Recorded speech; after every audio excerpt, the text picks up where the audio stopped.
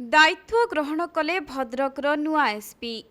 पूर्वतन एसपी वरुण गुंडुपल्ली स्थान में मडकर संदीप संपत दायित्व नहीं।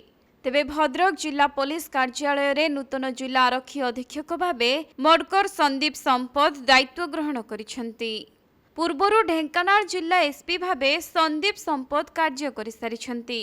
तेबे बुधवार दिन जिला प्रशासन तरफरु जिला पुलिस कार्यालय ठारे जिलापाल एवं अन्य प्रशासनिक अधिकारी उपस्थिति रे पूर्वतन एसपी को विदायकालीन संबर्धना दिया जाइथिबा बेले नूतन एसपी को स्वागत करा जाइथिला।